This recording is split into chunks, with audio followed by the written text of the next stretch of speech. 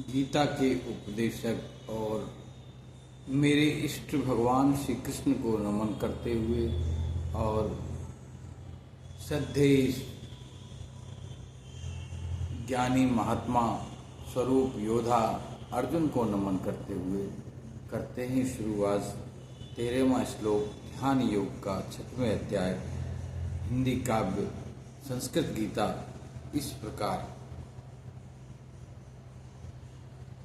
सीधी ग्रीवा सिर मस्तक तनी दृष्टि हो आगे बिंदु और स्थिर आत्मा प्रभु में जो रखे देखे नहीं वे अन्य योग यो देखे नहीं हो अन्य और योगी के लिए स्थिति हिंदी काव्य गीता में आनंद गीता इस प्रकार कह रही है कि जिसकी ग्रीवा सिर एकदम तने हुए सीधी दृष्टि और रीढ़ की हड्डी भी तड़ी हुई इस प्रकार से आगे नासिका के अग्रभाग की ओर एक बिंदु पर उनका जिसका चिंतन और हृदय में प्रभु के चिंतन वही योगी है। योग का यही सर्वश्रेष्ठ रूप है। इसको संस्कृत में इस प्रकार व्याख्या करेंगे जो गीता जी का है। समं कायश्रोगीवं धारयन्न चलं स्थिरा संप्रेक्ष्य नासिकाग्र स्वं दिशश्चानवलोकयन्। काया सिर और ग्रीवा को समान एवं अचल धारण करके और स्थिर होकर नासिका के आगे की भाग पर दृष्टि रखकर अन्य दिशा में चिंतन नहीं करे और चारों ओर को नहीं देखे और हृदय में प्रभु परमात्मा का ही चिंतन करता रहे। 14 श्लोक इसका और स्पष्ट कर देता है। प्रशांतात्मा विगत भी ब्रह्मचार्य वृते स्थित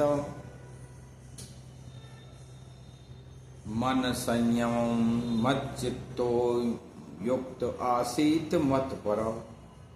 योगी अबचल भाव से भाव मन और भय रहित होकर विशेष जीवन से पूर्णतया मुक्त होकर अपने हृदय में प्रभु का चिंतन करे, गोविंद का चिंतन करे, परमात्मा को ही चरम लक्ष्य बनाए और चतुर्भुज रूप विष्णु के शिव विग्रह का दर्शन करने की कोशिश करे। ये भगवान का विष्णु रूप जो है श्री भगवान का ही स्वांश रूप है।